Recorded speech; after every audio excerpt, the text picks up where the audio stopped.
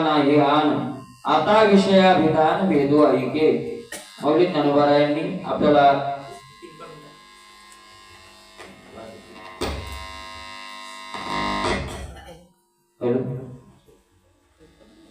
अर्जुना त्याला मन असं म्हणतात, असं मनाचं स्वरूप सांगितलं. ते मन कसं आहे, त्याचं कारण काय आहे, त्याचं स्वरूप काय आहे, त्याचं कार्य काय आहे, असं यथार्थ वर्णन ज्ञानोबारायांनी मनाचं सगळ्या संतांनी काय केलेलं आहे, वर्णन केलेलं आहे. तुकोबाराय म्हणतात की मन असं खतरनाक आहे, मन गुंतले लुलया जाय धावून त्या ठाया.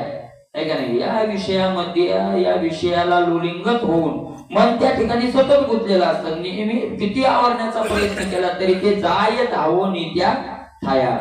मग मला जगात बलवान कोण आहे? तुकोबाराय म्हणतात मागे परतवी तो बळी शूर एक भूमंडळी.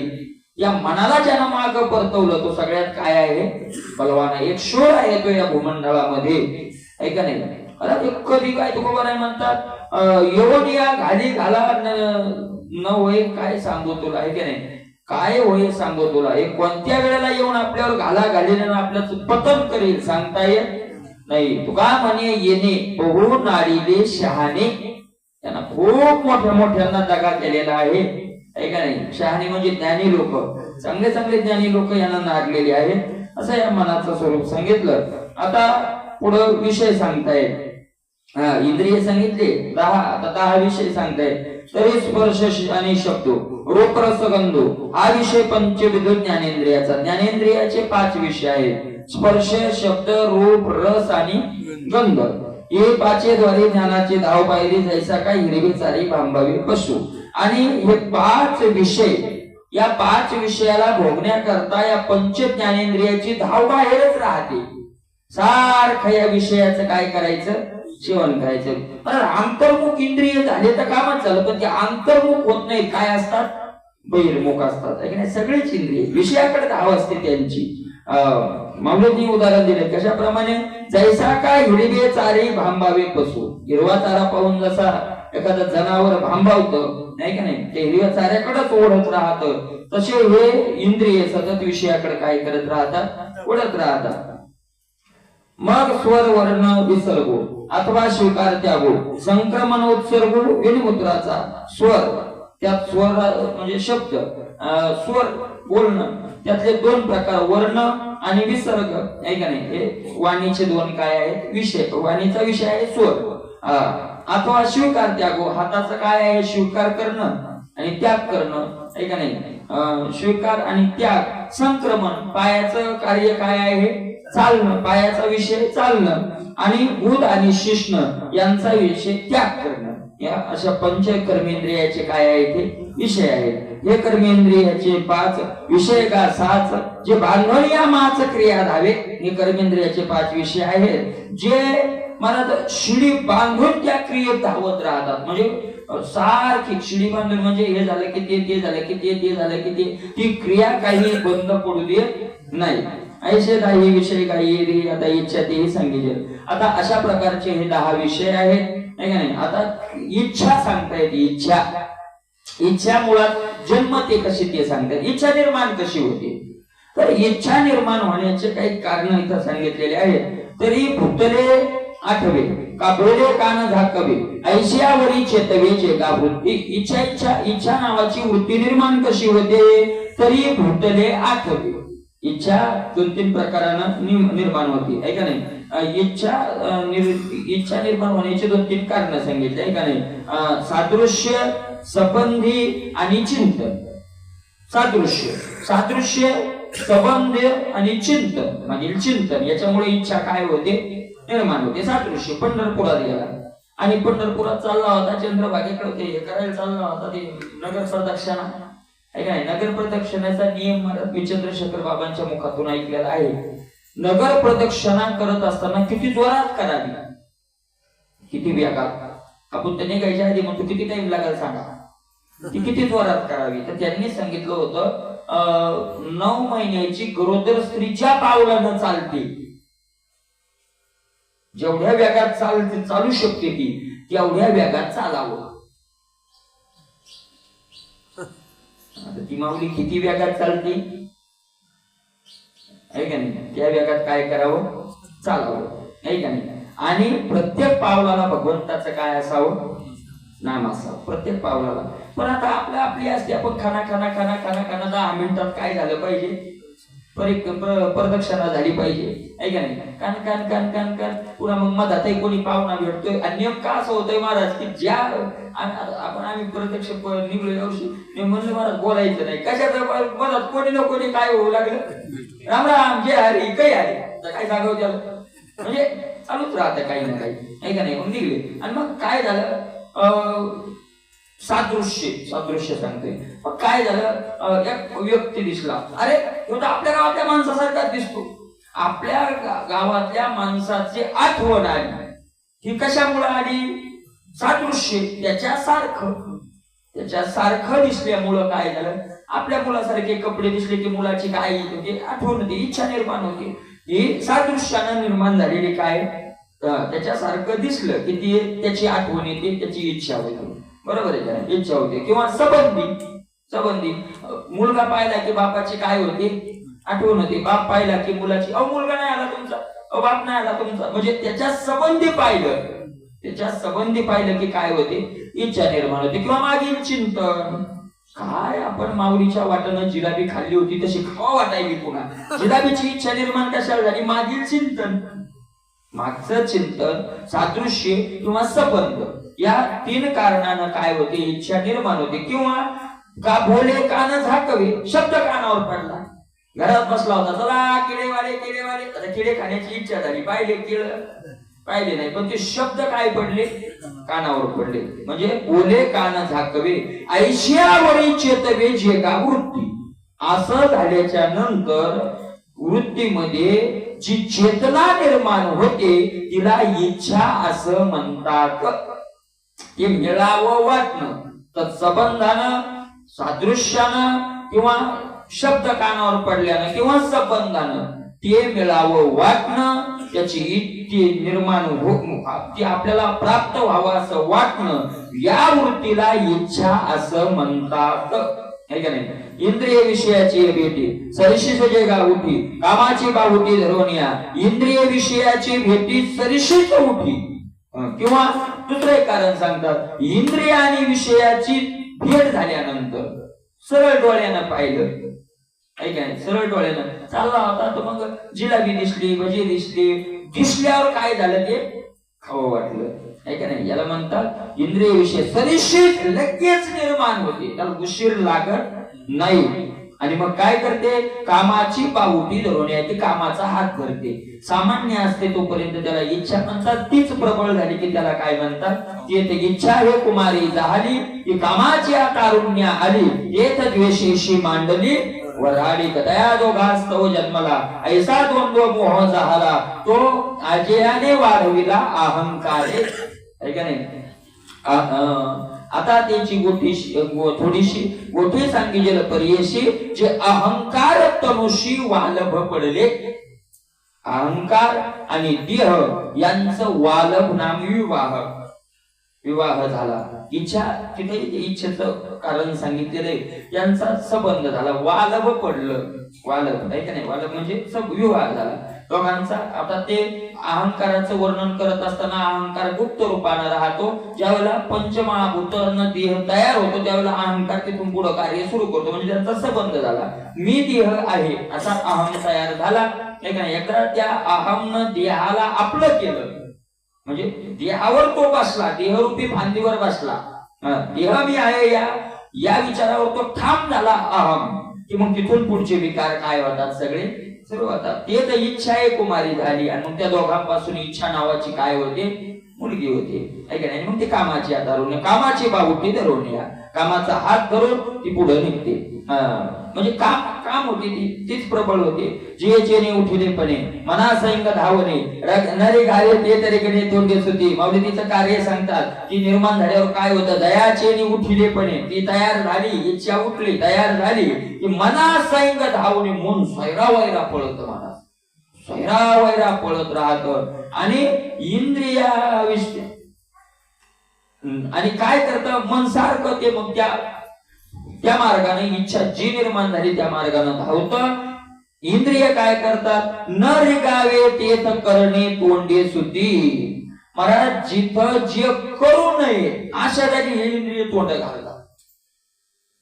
इच्छा निर्माण झाली, मन धावतं आणि मग इंद्रिय तिथं जाऊ नये तिथं काय करतात? तोंड घालतात. मग नाही यानं मिळालं कशानं? सन्मार्गानं. तर मग दुर्मार्गाचा दुष्कर्माचा मार्ग अवलंबूनही त्याची काय केल्या जाते? प्राप्ती केल्या जाते. नाही मिळालं. रावणानं सीता महाराज विधीनं मिळाली नव्हती, त्याला धनुष्य उचलता आला नव्हता पण गप राहिला का? वस्त्र नाटवे, पुढील अधोगतीची लाज येणवे आणि करिता ती जे न करावे वेदू म्हणे. करतात ते सगळं. जे वृत्तीची आवडी बुद्धी वय वेडी विषयाची गोडी ते काय इच्छा. जे वृत्तीची आवडी, ज्या इच्छा रूपी वृत्तीची आवड बुद्धीला सुद्धा आहे आणि त्या आवडीनं ती वेडी होती. मला ती अनुकूल प्रतिकूलतेचा जे तिला निश्चय करायचा आहे, त्याच्याकडे दोन्ही मन काय करतं? हे करायचंय का नाही करायचं हे बुद्धीकडे कागद पाठवते. मग बुद्धीचा जर शिक्का आला तर पुढे सगळे कामाला लागतात, नाही तर निश्चय करणं बुद्धीचं काम आहे. पण बुद्धी वेडी झाल्यामुळं मला धृतराष्ट्र प्रेमात वेडा झाला म्हणून योग्य निर्णय करण्याचं चुकून गेला. अति प्रेमानं अति प्रेम ही बुद्धी खाऊन टाकतात. वेडा झाला लालचावाला बघतीशी लालचावल्यामुळे एवढा मोठा देव पण वेडा झाला, घोडे वेळाला. बरोबर आहे का नाही? आवड, जास्त आवड माणसाचा विवेक खाऊन टाकते. बुद्धीत काय ठेवत नाही?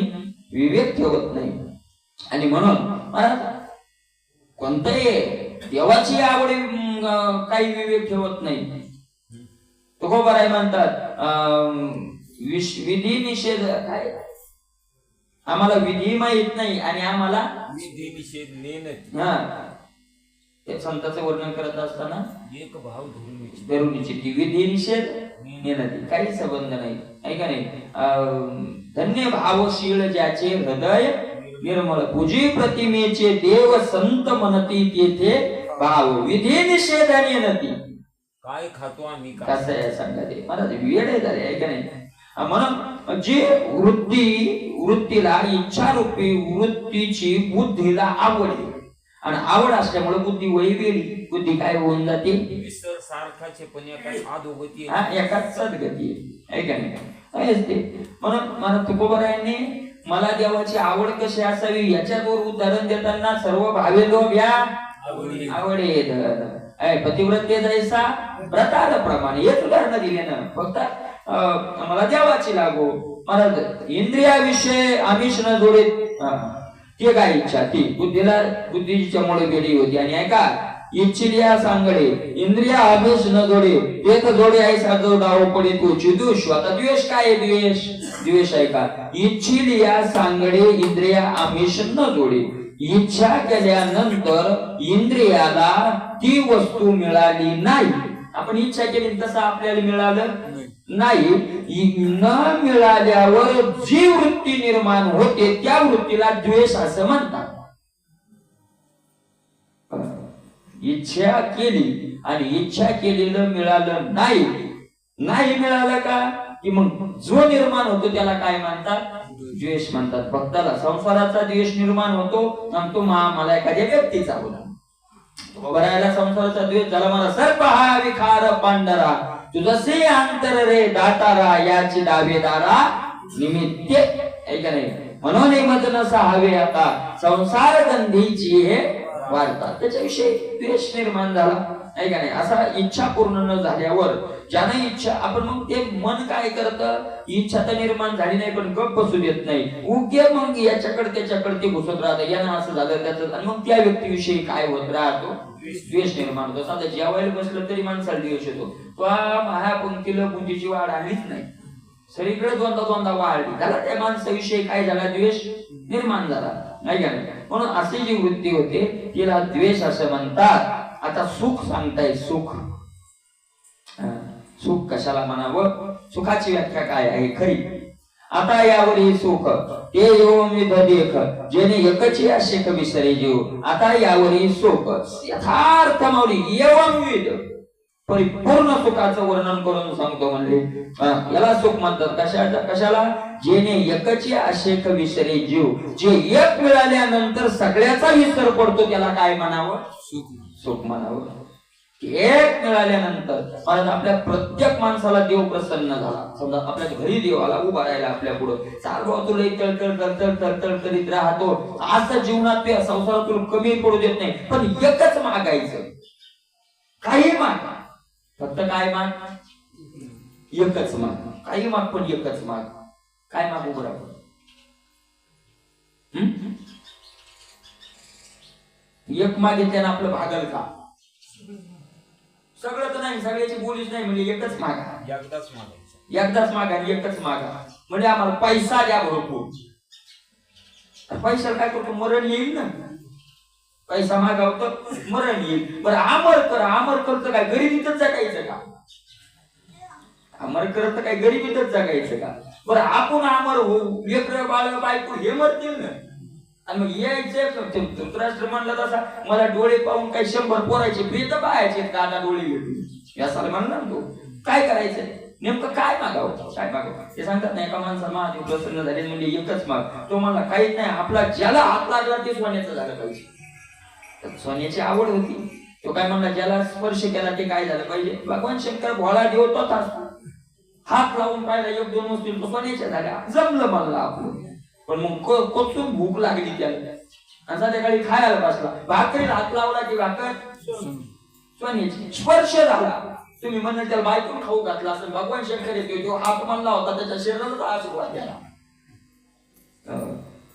थोड्यासाठी फार देऊ झाली आहे का नाही महाराज मेलं ना ते कारण खायलाच नाही म्हणल्या तोंडात काही घास झाला की सोन्याचा भूक लागला लोक म्हणतात सोन्याचा घास खायला आणि ते म्हणत असते सोन्याचा घास कुठे खातच असतो का बरोबर आहे का नाही महाराज एक मिळवायचं समाधानी राहायचं असं जीव संसारात वस्तूच नाहीये पण एक सुख मिळवलं की पुन्हा कशाची काय राहत नाही अपेक्षा राहत नाही त्याचं नाव सुख जो भेटली याची सवी पूर्ती उपायाचे धावे प्रवृत्ती गंगा स्थिरावी सागरी जैसा ऐका नाही जशी गंगा सागरात स्थिर होते तशी प्रवृत्ती रूपी गंगा जिथं स्थिर होती ऐका नाही ते भेटलं की खरं भेटलं नाही तर भेटलेलं नाही आपली प्रवृत्ती रूपी गंगा एक विषय मिळाला महाराज की त्याच्यासाठी हजारोची पुन्हा काय होते हजारो त्याच विषयाला पुन्हा हजारो टिळी लागतात ते जगवायला पुन्हा काय लागतात हजारो टिळी लागतात आणि म्हणून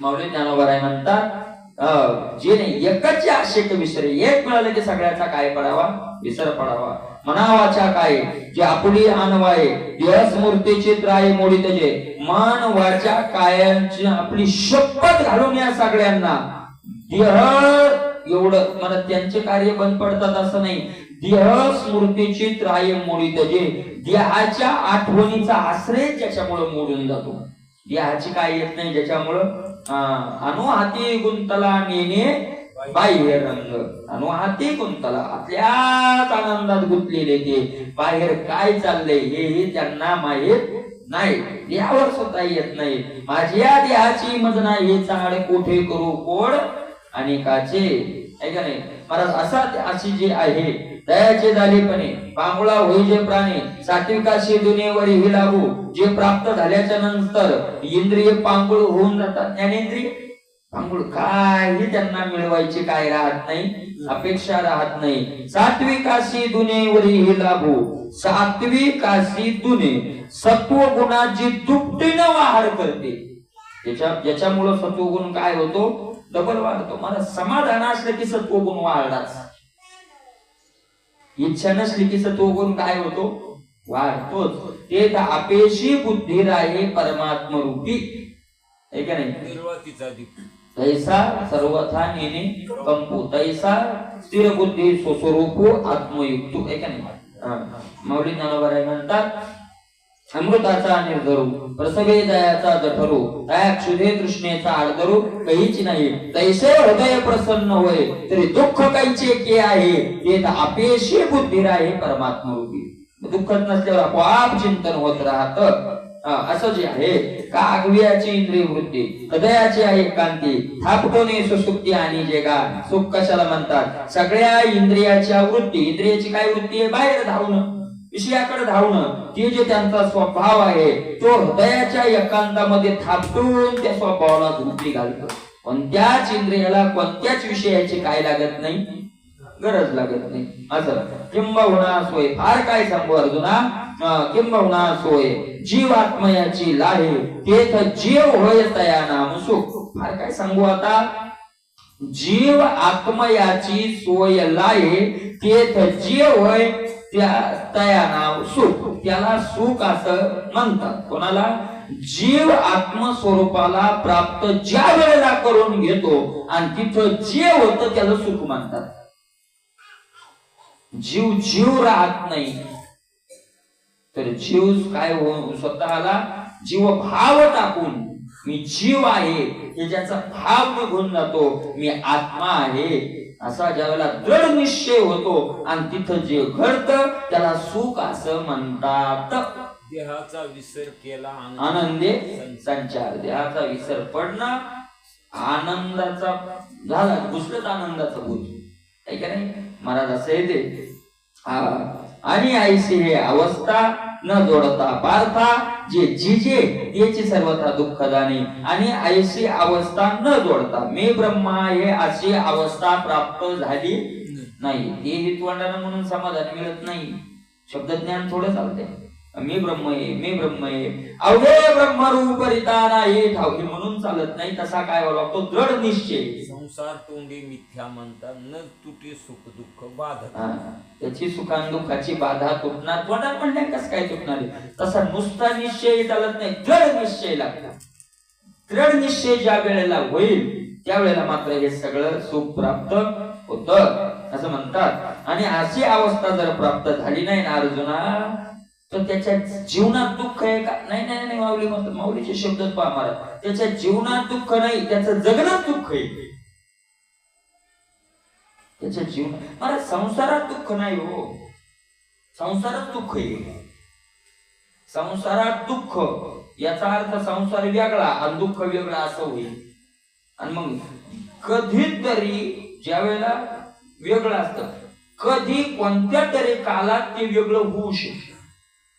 समजा भांड्यात पाणी आहे तर कोणत्या तरी काळात भांडा आणि पाणी वेगळं होऊ शकतं. मग संसारात दुःख म्हणणारे एखाद्या वेळेला तरी दुःख बाजूला जाईल आणि संसार बाजूला राहील. म्हणून संसारात दुःख नाही, संसारच संसार दुःख मूळ. संसारात दुःख नाही, दुःखाच्या स्वरूपालाच संसार हे नाव.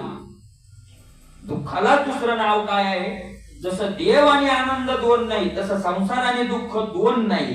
संसार दुःख आणि संसार हे पर्यायी दोन नाव आहेत. जसं आनंद आणि देव हे पर्यायी दोन काय आहे? एकाच वस्तूचे दोन नाव आहेत. त्याप्रमाणे अशी अवस्था जोडली नाही ना, ते जगणंच अर्जुना काय आहे? दुःख आहे. म्हणून काही मरण सांग, त्याचं जगणं काही जगणं आहे का? त्याच्यापेक्षा त्याला मरण आलेलं काय मरण. मग माऊली आता हे तुम्ही सांगितलं बुवा अशी अवस्था आहे, मग आम्हाला सुख मिळवायचंय आणि आम्हाला दुःख नाही मिळवायचंय, मग आम्हाला काय करा? हे सुख कशाने मिळेल सांगा, काही का नाही, आणि दुःख कसं जाईल ते सांगा.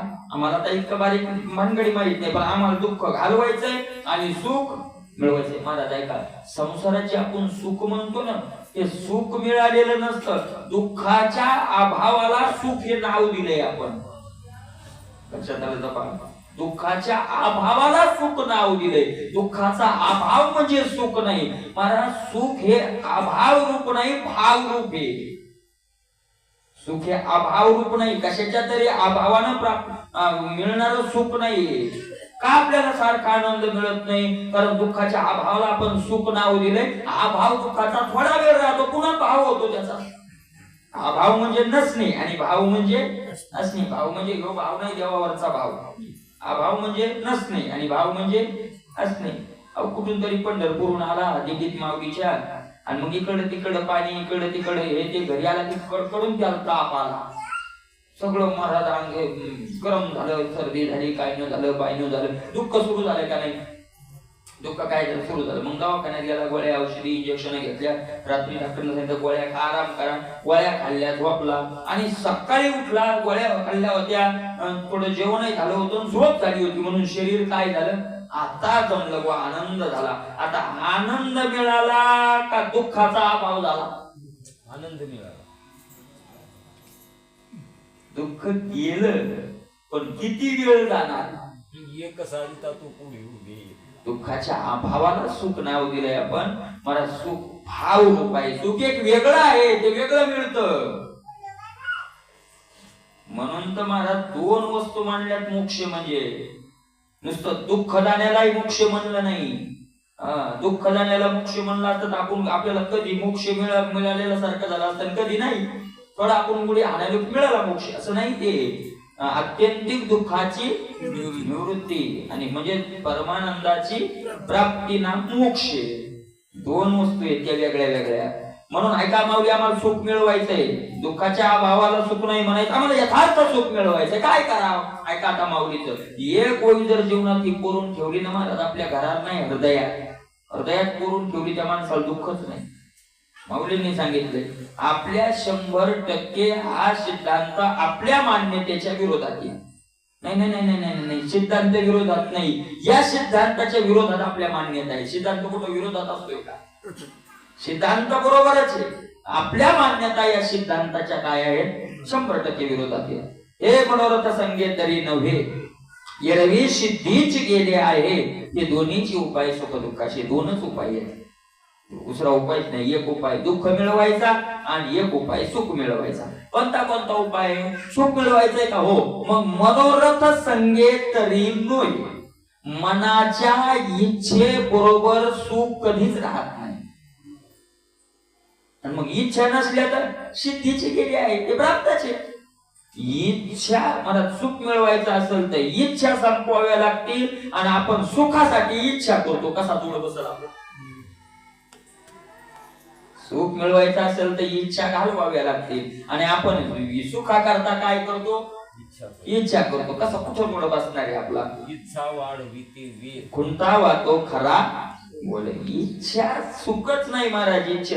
इच्छेत सुख नाही. इच्छा रहित जीवनात काय आहे? एवढंच नाही, देव मिळवावा या इच्छेतही आनंद नाही, विषय मिळवावा या इच्छेत नाही. इच्छा म्हणलं की दुःख. साधकाला मग का चौफेर धावावं लागतं? इच्छा आहे. आता बरोबर आहे म्हणतात, आता निश्चिंतीने पावलो विसावा, खुंटलिया धावा कृष्णेचिया. कृष्णेचिया धावा खुंटल्या की निश्चिंतीने विसावा पावलो. आतापर्यंत कृष्णेच्या धावा होत्या. कृष्ण म्हणजे इच्छा, त्या इच्छेच्या धाव होती, म्हणून आम्हाला आनंद मिळाला नाही. म्हणून माऊली ज्ञानोबाराय म्हणतात मनोरथ संगे नव्हे, मनाच्या मनोरथ नाम इच्छा, त्या इच्छे बरोबर हे सुख कधी मिळत नाही. वासना मुक्त स्थितीत महाराज, वासना युक्त स्थितीत सुख नाही, वासना मुक्त स्थितीत सुख आहे. बघा, वासना रहित स्थिती असल्याशिवाय आनंद मिळत नाही. म्हणून त्या इच्छा अगोदर जाळाव्या लागतात. हे दोन्हीचे उपाय सुख दुःखाशी, हे दोनच उपाय सुखाने दुःखाला आहेत. त्याच्या अनेक उदाहरण आपल्याला देता येईल. मला निवांत जेवलाय आता दुपारा काय नाही आणि झडकं चालू असेल, काय असेल, अंग टाकलं आणि नुसतीच आनंदात झोपायचं. आता काही टेन्शन आहे का? काहीच नाही. पण जर इच्छा निर्माण झाली तर झोपू देते का? पावसात बाहेर जाता येत नाही तरी इच्छा झोपू देत नाही. सारखी काय करायला लावते? तळमळ तळमळ तळमळ तळमळ करायला लावते. आणि म्हणून हे दोन्हीचे उपाय सुख दुःखाशी. आता हा संघा साक्षीभूता देवी चैतन्याची सत्ता ते नाम पंडस होता चेतना. आता चेतना कशाला म्हणतात? ही चेतना सांगतात. असंगा साक्षीभूता, सर्वातून असंग असलेला, कोणाचाही संग न करण्याला, सगळ्यांच्या साक्षी असलेला असं जे चैतन्य आहे, त्या चैतन्याच्या सत्तेला काय म्हणतात? चेतना. म्हणजे नाही सगळ्या जगापासून जे असंग आहे, सूर्याचं उदाहरण दिलेलं आहे असंगाविषयी. सूर्य सगळ्याचं प्रकाशन करतो, पण कशाचाही लेप आपल्या अंगाला लागू देत नाही. असंग असलेला, सगळ्याचा साक्षी असलेला असा जो जे ब्रह्म आहे, त्या ब्रह्माच्या चेतना जी सत्ता आहे, चैतन्याची जे सत्ता, त्या सत्तेला नाव काय आहे? चेतना असं नाव आहे. कुठं राहते ती? आपल्या शरीरात चेतना राहते. ते नखोनी केशवरी उभी जागे शरीरी, जे तिही अवस्थांतरी पाठवते ना. नखापासून तर नख शिकांत ती या शरीरात चेतना राहते. उभी जागे, उभी राहते आणि पुन्हा जागी राहते. म्हणजे काही लोक राहतात ना, ते वाचमीन त्यांना रात्रभर काय राहावं लागतं? जागा राहावं लागतं. उभी राहते आणि पुन्हा जागी राहते, आणि तिन्ही अवस्थेत, जागृती, स्वप्न, सुषुप्तीत तिच्यात काही बदल होत नाही. अशी जी आहे मनबुद्धी आदी आगवी, जियेचे निठवटवी प्रकृती वन माधवी सदाची, जे मन आणि बुद्धी हे जिच्यामुळं काय राहतात? टवटवून येतं, ते जड येतं. अंतकरणही काय आहे? जड येते का? चेतन आहे का अंतकरण? अरे मायाकृत जेवढं आहे तेवढं काय आहे? आतलं म्हणायचं आहे का नाही? अंत शब्दाचा अर्थ आत आणि करण शब्दाचा अर्थ इंद्रिय. आतले इंद्रिय त्याला काय म्हणतात? इंद्रियच ना ते. आतले इंद्रिय त्याच्यात काय टवटवीन काय काय त्याच्याकडे? ते जडच आहे. मन बुद्धी आदी आगवी, मन बुद्धी अंतकरणाचे भाग, जियेचे टवटवी, जिच्यामुळे टवटव तेच चेतन वाटतात, नाही चेतनाचं कार्य करतात. अशा प्रकारे प्रकृती वन माधवी सदाची, जे प्रकृती रूपी वनातील जे काय आहे? वसंत आहे, अशी जी चेतना आहे, जिच्यामुळे प्रकृती क्रिया घडते. जडाजडी अंशी राहते जे सरशी, ते चेतना का तुझ्याशी लटके नाही. जड आणि अजड म्हणजे चेतन, ज्याला आपण चेतन म्हणतो, ज्याला जड म्हणतो. मला दगड आहे, दगडात आत्मा आहे का नाही? दगडात आत्मा आहे का नाही? आहे. नाही तर मग विठ्ठल जेळीस काळी भरला म्हणतात आलं नसतं. दगडात सुद्धा आत्मा आहे, पण त्याची एवढी महाराज जडपणा आहे त्याच्याकडे की ते क्रिया करू शकत म्हणे. आईसी बुद्धी ज्याची जड, त्या उनी दगड जड येते जास्त, म्हणून नाही तर आत्मा आहेच त्याच्यात, आहेच. आता सगळ्यात आत्मा आहे, नाही का नाही? जडाजडांशी राहते सारख्यापणानं, आहे का नाही? मला सगळीकडे ब्रह्म आहे, सगळीकडे सगळ्यात आहे. अवघे ब्रह्म रीता नाही ठाव, प्रतिमा तो देव काहीसा नवी. आई भाव तया सांगावी ते किती पाखांडिया मती, आकुलाल्या मती आकुलाल्या मती पाखांडिया तुकोबाराय म्हणतात. ते चेतना का तू जशी लटके नाही, तिला चेतना असं म्हणतात. असं अर्जुना, मग तिला तर चेतना म्हणतात. शरीर जड आहे, आणि या जड रूपी शरीराला कोण चालवते? ती चेतना चालवते, आहे का नाही? ते सत्ता चालवते, ती ब्रह्माची सत्ता या शरीराला चालवते. तिला चेतना असं म्हणतात. म्हणले बरोबर आहे. मग चेतनाच कार्य करते असं म्हणा सरळ सरळ. चेतनेशिवाय कार्य घडणार आहे का? घडणार नाही. मग चेतनाच कार्य करते असं म्हणा ना. माऊली म्हणतात चेतना कार्य करत नाही, तिच्यामुळं कार्य घडतं पण ती करत नाही. असं कसं काय? तर माऊलीने त्याच्यावर गोड उदाहरणं दिले. पैरावो परिवारो नेने, अज्ञाची परचक्र जिने, का चंद्राचे पूर्णपणे सिंधू भरती. महाराज राहो परिवारो नेने. आता आपण कुठं राहतो?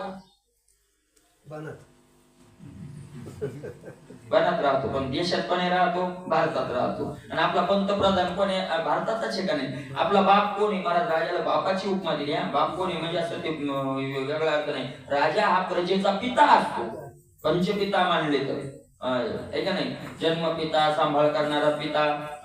गुरुलाही काय मानले? पिता. अशा प्रमाणे राजालाही काय मानले? पिता मानले. प्रजा ही राजाचं लेकरू आहे, आपला पिता आहे, राजा आहे आपला. पण आपण भारतात राहतो, आपली ओळख आहे का? माहितीये का मोदीला की हे या गावातील लोक आहेत, हे असे असे ते याचे नाव आहे. तर राहो परिवारू नेमी. राजाला परिवाराची ओळख राहत नाही, पण आज्ञाचे परचक्र जिने. पण आपली ओळख नसली तरी आपण आज्ञेत कोणाच्या राहतो?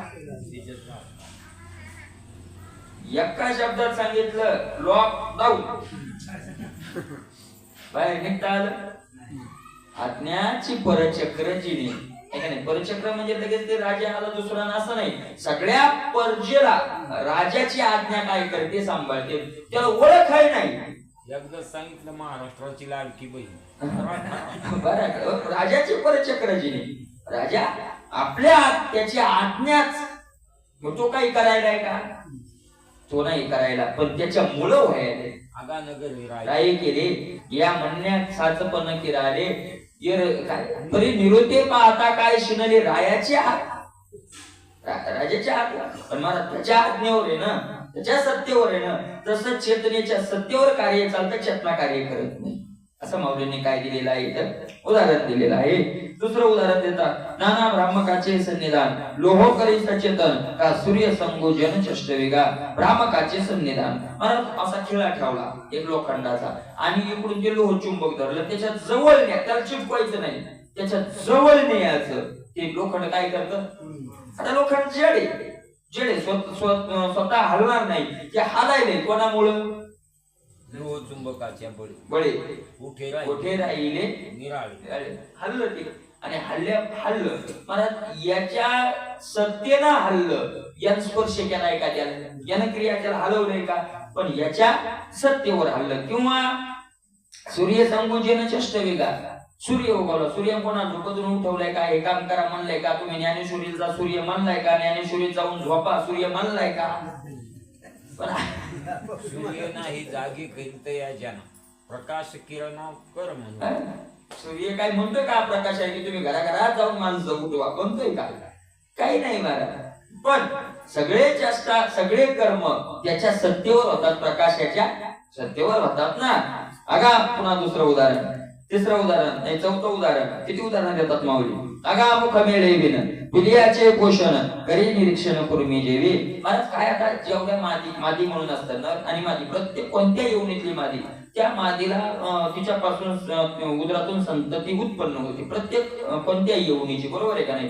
तर मग भगवंतानं जन्मल्या त्या पिलाला जीवन जगण्याकरता आहार म्हणून आपल्यापेक्षा माऊलीला स्त्रीला एक वेगळे स्तन दिलेले आहेत आणि त्याच्यातून त्याचा आहार काय होतो त्या लेकराला मिळत राहतो. त्याच्या मादीचा प्रत्येकाला आहे. पण एक मादी अशी आहे कासवाची की तिला स्तन नाही. आणि कासवीचे बाळ वाढे कृपा जाती दुधाला घेते अंग. त्याचा काही महाराज काही संबंध नाही, नाही. मग त्याचा वाढ कसा, तर त्याला भगवंतानं तिच्या डोळ्यात शक्ती दिली की नुसतं त्या पिलाकडे पाहिलं की त्या पोळा काय भरतं, त्या दृष्टादृष्ट झाली की बस झाली, त्याला शक्ती मिळाली, त्याचा उदरनिर्वाह झाला. किती महाराज काय असेल देवाची किती असेल.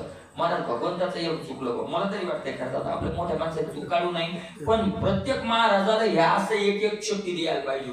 नुसतं पाहिलं लोकांकडे कार्याची पगड ढेकर देऊनच बाहेर निघा, अन्नदानाचा तरसच नाही. नुसतं पाहायचं लोकांकडे की काही अडचण होती का देवाला शक्ती द्यायला? नाही दिली बा देवाला. आता दुसऱ्या वेळेस ते म्हणून आता तशी आहे की नाही. राहो परिवार माझ्याकडे मुख मिळे मेन पिलियाचे पोत. मुख मिळे, पिलियाचं मुख हिच्या स्तनाला मिलन झाल्याशिवाय पिलियाचं पोषण करी. त्याचं काय करते? उदरभरण करते. पार्थात या परी आत्मसंगती शरीरी सजीवत्वाचा खरी उपयोग जडा. आत्म्याची संगती अर्जुना या शरीरामध्ये जड असलेल्या शरीराकडून सजीवाचं कार्य करून घेते. बघा, ती जी शक्ती आहे ती, हे शरीर काय आहे? जड आहे. पण जड शरीराकडून चेतनाचं काय करून घेते? कार्य करून घेते, ते करत नाही. मग ती येते चेतना म्हणे बेपय अर्जुना. आता धृती विवंचना भेदू आहे की अर्जुना तिला चेतना असं म्हणतात. आता धृती काय म्हणतात, धृती कशाला म्हणतात ते ऐका. भूता परस्परे तरी भूता परस्परे उघड जाते स्वभाव वैरे नवे पृथ्वी ते निरे ननाशिले. परत पंचमहाभूताचं एकमेकाशी कधीच पटत नाही. त्याविषयी मी सांगितलं होतं, कधीच पटत नाही, कधीच पटत नाही. पृथ्वी ते निरे ननाशिले. पृथ्वीचा नाश पाणी करत नाही का? करताना तुम्ही ढेकूळ पाण्यात टाका बरं, लगेच काय होऊन जातं? बिघडून जातं. न नाशिते, नाचत नाही का ते? नाचतं ना. निराटे आटे तेच, पाण्याला तेच काय करतं? खाऊन टाकतं, आहे का नाही? तेजा वायूशी झुंज, तेज आणि वायू याचं कधीच पटत नाही. अग्नी पेटला न वारा सुटला कधी त्यांचं येईल बरोबर. आणि गगन तो सहज वायू बक्षिण, आकाश सहज वाऱ्याला काय करतं? खाऊन टाकतं. देवीची कोणी वेळे आपण काही हे न मिळे, आतरी कोणी वेगळे आकाश. आणि आकाश तर कोणाशी त्याचं जुळत नाही, सगळ्यात राहतं, सगळ्यापासून वेगळं राहतं. ऐसे पांचही होते न साहते एकमेकाचे, ती ऐक्याते ती हसी येते. हे 5 जणांचा अजिबात काय होत नाही, एकमेकाशी पटत नाही. पण या देहात ते 5 जण पुन्हा गोंधांना काही पंचभूताचा देह आहे की नाही? पंचभूत महाराज या देहात येतं, पण त्याचं भांडण अजिबात नाही. उलट एकमेकाला सहकार्य करायचे, नाही का नाही? ऐक्याते देहाशी येते द्वंद्वाची उखी विखी, सोडवणी वस्ती एकी एकेकाती भूखी निजगुणे का. द्वंद्वाची उखी विखी, जे दोघातलं द्वंद्व आहे म्हणजे जे भांडण आहे, त्याचा वाद विवाद काय केला त्यांनी? सोडवणी वस्ती एकी. एका घरात काय करायले तर वस्ती करायले, राहिले. आणि नुसते नाही राहिले, एकेकाती पोखी निज गुन्हे का. आप याच्या गुणानं त्याला सहकार्य आणि त्याचं ते पंचीकरण मी तेच तुम्हाला सांगितलं. एकमेकाला काय करायला लागले? का घरात भांडण करून काय पाहिजे? सगळे ते राहायला लागले. ऐसे निमिळे तया साजने, चळे धैर्य जेणे, तया नाव मी म्हणे धृती मिगा न. ऐसे न मिळे तया साजने, असा ज्याचा स्वभाव वैरामुळे ज्याचं पटत नाही, पण ज्या स्वभाव विरुद्ध असल्यामुळे त्यांचं पटत नाही, पण त्यांच्यातही मित्रत्व जिनं निर्माण केलं, त्या धैर्याला धृती असं मी म्हणतो.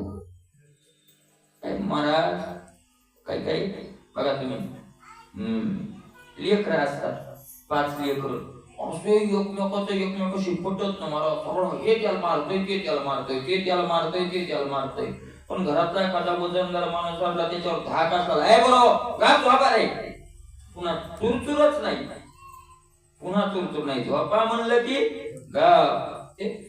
त्यांचं वजन असतं. ते असं धैर्याचं काम आहे, धृतीचं काम आहे. धृती सांगितलं पंचमहाभूताव आणि त्याला गप राहायचं, एकमेकाला सहकार्य. बरोबर काय हरकत नाही, काय हरकत नाही. आणि असं जे पंचमहाभूताला गप एका जागी राहायला लावते, आपला वादविवाद सोडून, त्याला धैर्य धृती असं म्हणतात. जीवेशी पांडवा या 36 मेळावा, तो हा येथ जाणावा संघातू पैगा. आणि अर्जुना या 36 मेळावा, हे 36 जण एका जागी जिथं आले, त्यांचा मेळ बसला, त्यांचा समुदाय तयार झाला. एवं 36 ही भेद सांगितले तुझ विशद, यया येतुलियाते प्रसिद्ध क्षेत्र मनिजे. आणि या 36 मेळावा एका जागी येऊन जिथं राहिला, ते देह वगैरे सगळं त्याला क्षेत्र असं म्हणतात. कोणाचं आहे ते या 36 एकाच नाही. म्हणून तुकोबराय म्हणतात, दुःख त्याच्यामुळेच होतं काय, ज्याचे त्या वंचिले आठवण होता, दंड या निमित्ता कारणे हा. ते आपलं नाही, ते ज्याचं त्याचं त्याला दिलं नाही, म्हणून आपल्याला दंड भोगावा. का दुःखाचा आपल्याला फटके भोगावे लागतात? कारण लोकांची वस्तू आपण आपल्याला सोडायला तयार आणीला सुसना शेखी ज्याचा त्याला लगे पण आपण द्यायला तयार नाही. आणि म्हणून दंड या निमित्ते, त्या निमित्ताने आपल्याला काय व्हायला लागला? दंड व्हायला लागला. ऐसे अशा प्रकारे त्याला क्षेत्र असं म्हणतात. कसा? रथांगाचा मेळावा, जेवी रथो मनिजे पांडवा, का अधोर्ध अवयवा नाव देह. रथांगाचा मेळावा, जेवी रथो मनिजे पांडवा. आता मला सांगा, ते रथ आपण जास्त काय रथाचा आपला संबंध नाही. बैलगाडी मला बैलगाडीचा नाद आजही काय जुन्या लोकांना जरा कमी नाचा. त्या दिवशी गेलो, त्या संत कृपा हॉटेलमध्ये एक म्हातारी आली, म्हणे फोन लावले म्हणे पोराला. म्हणलं लावा. ते फोन लावले, ते फोनवर लक्षात आलं म्हातारी. म्हणलं काय झालं आजी? म्हणे बाबा म्हातारा पडलंय, त्याचा टोंगला पाय गेलाय म्हणे, त्यात मोल्ड आहे म्हणे. अशीच गोड लागली बाईका गोड, मोल्ड आहे म्हणे, टाकले म्हणे 3 दिवस त्याचं ऑपरेशन करायचंय. बरोबर. मग मी म्हणलं म्हाताऱ्याला आता मोळलं फळलं असेल काही काय जाऊ दे असेल काही ते म्हातारीलाच राहावं ना ती म्हणे बापा किती सांगा इतकं 2-3 बाया लागलंय म्हणे हे पण माझ्या म्हाताऱ्याला बैलगाडीचाच लई ना आले म्हणे त्याला करमतच नाही म्हणे पोरं वैतागलेत म्हणे त्याला कशामुळं बैलगाडीमुळे ते म्हणतंय मी मरतोर बैलगाडी सोडायची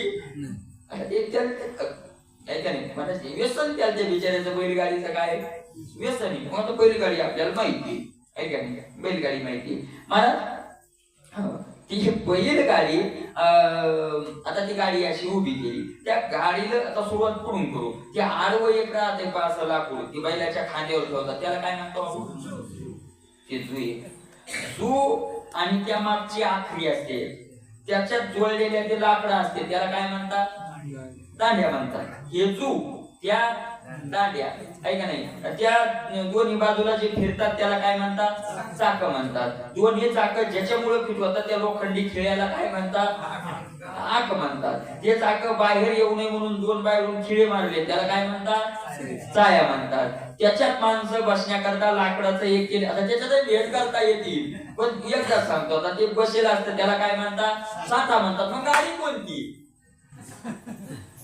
एखाद्याला म्हणलं गाडी दाखव त्याला हात लावला अरे हे तू आहे ही गाडी आहे का त्याला हात लावला अरे हे दांडे आहेत काय गाडी आहे का हे चाक आहे का ही आखरी आहे चाट आहे गाडी कोणती आहे सगळं मिळून गाडी सर्व मिळून काय रथांगाचा मेळावा सगळ्याचा मेळ होऊन काय असते गाडी असते किंवा दुसरा अवयव देतात उदाहरण देतात माऊली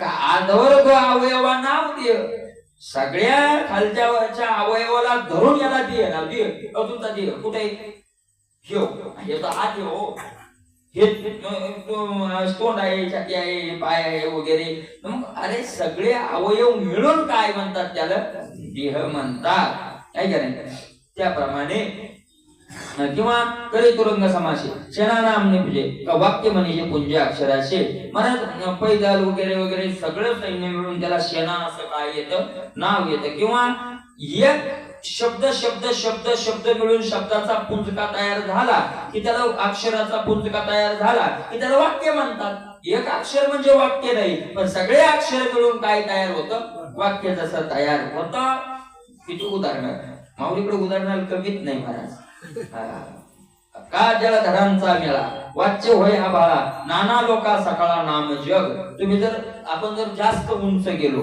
आता जाऊ द्या तिकडे बद्रीनाथ तिकडे वगैरे पण इथे एक नाशिक जवळ देवी काय महाराज आपण गेलो ना श्रावण मध्ये गेलो आपण आहे ना पावसाळ्यात मला सांगा तिथं जर गेलं तर ढगाच्या वर जातो आपण ढग थोडे काय राहतात खाली किंवा ढग मध्ये राहतो ढग अंगात ढग म्हणजे काय बरं धोपण म्हणजे पाणीचे पाणी आहे पाणी तर मग थेंब थेंब थेंब थेंब थेंब थेंब थेंब एका जागी होऊन त्याला ढग हे जसं नाव येतं एक वस्तू पेशल ढग नाही सगळ्या थेंबाचा मेळावा म्हणजे काय ढग नाना लोका सकाळा नाम जग सगळे लोक मिळून त्याला एकच नाव येतं काय जग असं का स्नेह सूत्रवन्नी मिळो एकेचे स्थानी धरीचे तो जनी दीपो होय तेल वात आणि अग्नी तिन्ही एका जागी आले की त्याला दिवा हे काय येतं नाव येतं त्याला दीप असं म्हणतात तैसी 36 तत्वे मिळती जेने एकत्वे तेने समूह परत्वे क्षेत्र म्हणजे तसे हे 36 तत्व एका जागी मिळतात एका जागी जिथं समूह त्यांचा तयार होतो अर्जुना त्याला क्षेत्र असं म्हणतात अशी क्षेत्राची व्याख्या स्पष्ट झाली आणि वाहतिके भौतिके पाप पुण्य येथे पिके म्हणून आम्ही कौतुके क्षेत्र म्हणू आणि वाहण्याच्या वटीमध्ये एक वाहत असताना ही जमीन कसत असताना राबण्याच्या या शरीरामध्ये महाराज राबत असताना पाप आणि हे 2 पुण्याचे इथं पिकं निघतात आता ते म्हणून 2 पिकं निघतात म्हणूनही याला आम्ही क्षेत्र असं म्हणतो आणि एकाचे निमते देहमंती येते पर्यासो हे अनंती नामे काहीच्या मताने याला देह म्हणतात जाऊ दे त्याला काही का म्हणणार कारण याला अनंत नाम आहे वस्तू एकच आहे पण तिला अनंत काय आहे नाम आहे जाऊ दे अनंत नामे या परतत्वार होते, सावर आणतो ते जे काही होते जाते क्षेत्रचे परतत्वार आरोते निर्गुणाच्या अलीकडे मायेपासून जडापर्यंत जे काही निर्माण होत आणि जात त्याला क्षेत्र असं म्हणतात. निर्गुण मायेपासून ते शेवटच्या टप्प्यापर्यंत जडापर्यंत. मला दगडाला दगड सुद्धा एक योनी आहे. 84 लाख योनीतली माती दगड सुद्धा एक काय आहे, माती वेगळी योनी आहे, दगड योनी आहे. आपल्याला दगडाच्याही योनीला जावं लागतं. सातला पेटलं ना, सातला का पेटलं नाही तिथे जावं. झोपलं की जाणं लागतंय तिथं. दगडाच्या सुद्धा योनीला जावं लागतं. माऊलीची ओवी आहे, त्याला पुरावा आहे महाराज. आईसे होती तृण लोह लोष्ट पाषाण. लोखंड सुद्धा माऊली म्हणतात योनी. लोह लोष्ट पाषाण. दगड सुद्धा व्हावं लागतं, माती सुद्धा व्हावं लागतं. ह्या योन्या आहे. तर मग सगळ्या जडापर्यंत शेवटच्या घटकापर्यंत मायेपासून जे काही निर्माण स्वर्गात जे होतं आणि ज्याचा नाश होतो त्याला क्षेत्र असं म्हणावं, असं माऊली सांगतायत. नाही. त्याच्या पुढचा विषय उद्याला बघूया. पुंडलिक हरी विठ्ठल.